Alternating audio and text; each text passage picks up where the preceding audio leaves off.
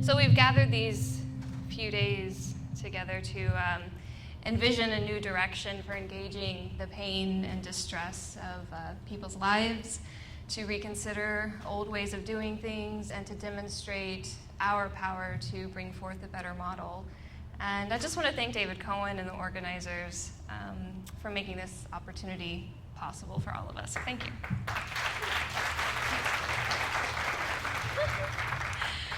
Okay, so the consumer of mental health treatment, which really by and large is drug treatment, describes the drug experience as something that's part of a bigger picture of life experience, and that's as impacting as any major mind-altering drug experience might be. And in line with Moncrief and Cohen's drug-centered model of drug action, the effects of psychotropic drugs seem to be experienced as global changes that some people find helpful, some find unhelpful and undesirable, and which can carry varying levels of burden and intensity. So what's missing from the patient information inserts accompanying your prescription drugs, like Abilify or whatever, is the frame of reference for situating the combination of effects consumers might experience into an easily understandable model to answer the question, what will this drug do to me?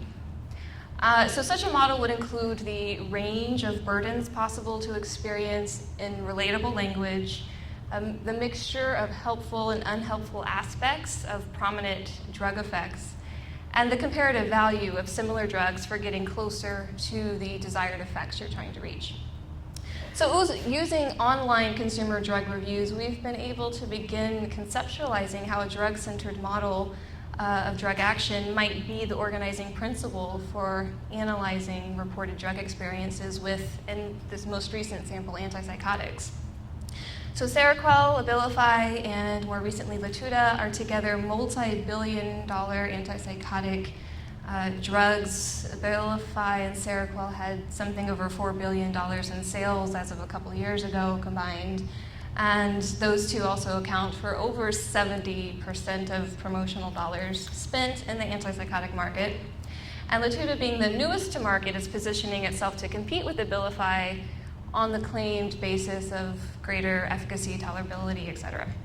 So we retrieved a randomly selected sample of 240 consumer reviews on these three drugs over on two websites, webmd.com and askapatient.com, sort of a health professional generated website and a consumer generated website. And we did that because our previous research in this area has demonstrated that there's important differences in what consumers are reporting on different websites or different types of websites.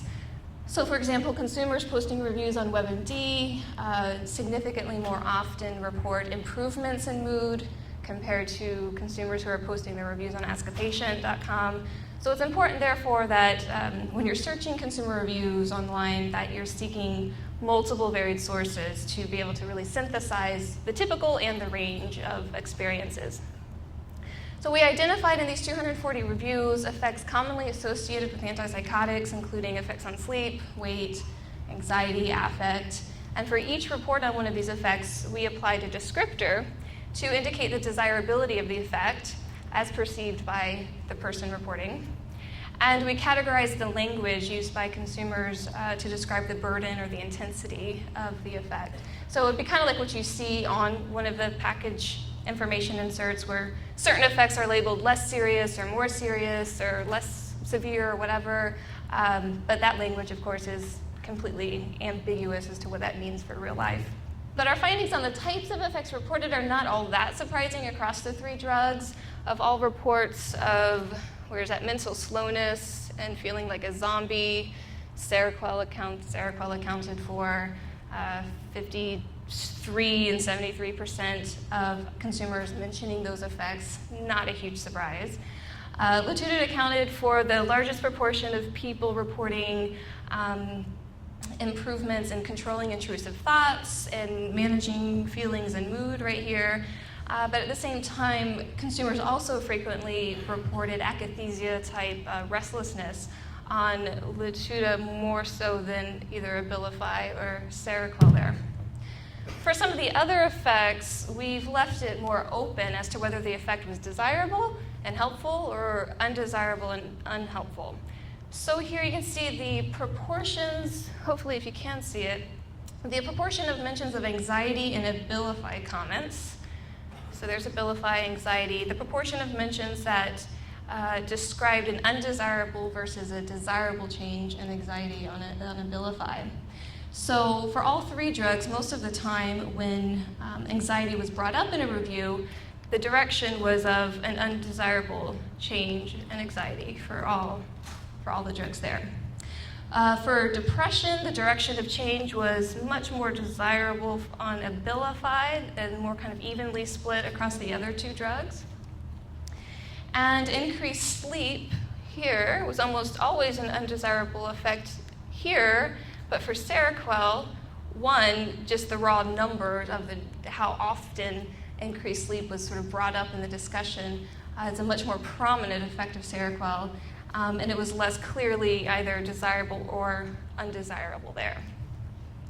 Moving to this next column, of all mentions of desirable changes while taking Abilify, so these were all the mentions of something desirable happening while on Abilify in these domains.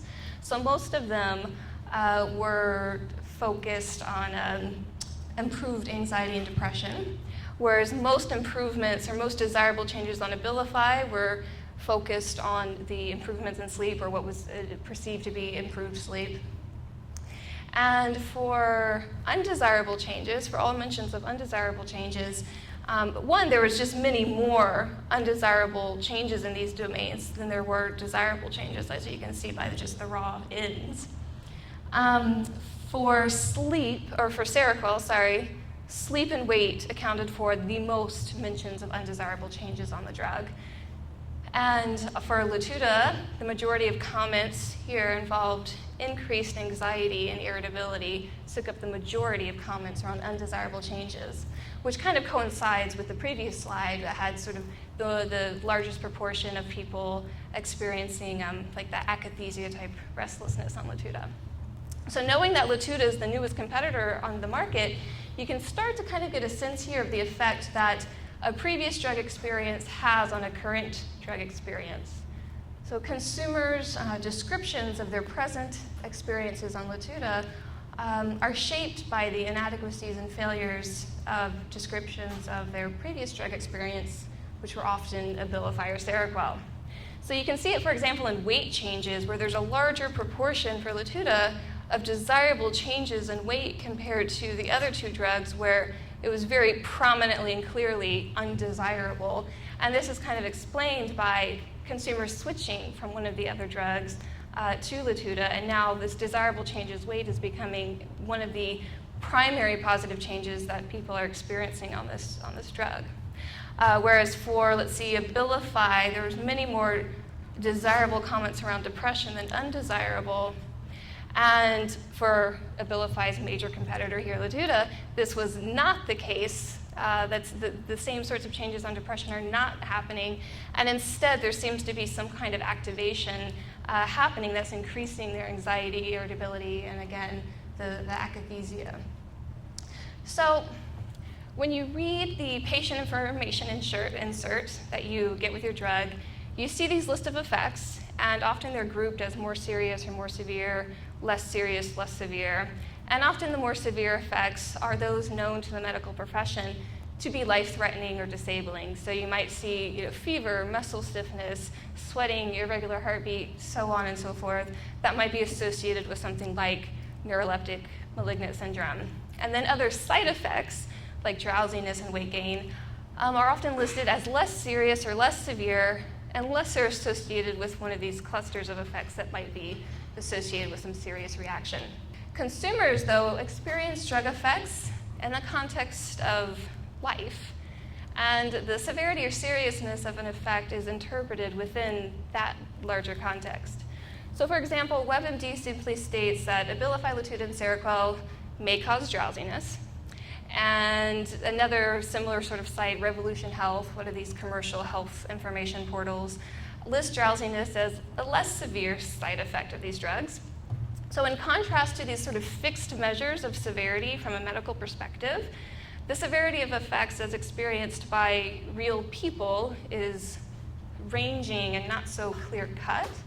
So in our sample from consumers who provided some context or additional description of the effects they were reporting, we found that most descriptions fit somewhere along this kind of a continuum of what you could call intensity or burden, or what I'm calling the experienced severity. So putting all of this complexity together, we might have something that looks like this map. So this is far messier than what's implied in the drug label or what's listed on WebMD. So effects can be desirable, like changes in depression here. They could be undesirable, like increased sleep here. They could be a little bit of both. It could swing either way, like with anxiety and the weight changes here in Latuda. And then most of the undesirable changes, at least with Latuda here, are kind of in this moderate range of, not really worth it. And then you could see here in this case, the experienced severity increases when you start getting those sort of physical and mental restlessness symptoms of akathisia, which, by the way, is not at all listed on WebMD as a side effect. You have to actually start going through the user comments to get that. So consumer reporting of psychotropic drug effects then offers a different lens than the biomedical understanding of drug effects. And in answer to the question, what will this drug do to me, neither health professionals or consumers can really say with any certainty for any particular person, but by harnessing the breadth and depth of experiential knowledge that's made possible through technology, we can at minimum reflect the range and the layers of a drug experience. This present analysis, we gathered online consumer drug reviews just posted very recently within the last year and a half or so. And then in some of the previous work we've done in this area, we've gotten reviews going 10 years back. And all of this has been in an effort to explore what this emerging body of knowledge can do to increase our understanding of the predominant form of mental health treatment today. And this body of knowledge has spontaneously organized. It's built up to a volume of data that cannot be ignored. There's just no way to discount the user experience anymore. And pharmaceutical companies spending their resources to stay on top of what online consumers are saying about their products absolutely know this to be true. And moving forward, the consumer drug experience might be more valuable to many people than anything given to them by their doctor or other top-down channels of information. And of course, I personally feel that so-called scientific information is important and valuable for making causal inferences and for systematically studying drugs on populations of interest. And so what I think we're really conceptualizing here is an integrated knowledge base. And this is a knowledge base that recognizes the inherent subjectivity of a drug experience and actively seeks to represent the complexities that are entailed there. And at the same time, this is a knowledge base that tests hypotheses and discards what's been falsified. And in the drug literature, unfortunately, we are very far from this kind of an integrated knowledge base. On the science side, pharmaceutical companies must be removed from the conduct of clinical trials. Third-party reimbursement needs to cover more non-drug interventions. The system of applying diagnoses needs to be overhauled, and the disease-centered model of drug action needs to be replaced. So there's a lot to do here just to get to the point where we can ask real questions and test claims and engage in meaningful, genuine scientific dialogue about these drugs. And on the consumer side, there's also a good bit of work to do, but there's not the same layers of economic and political interest to maintain the status quo.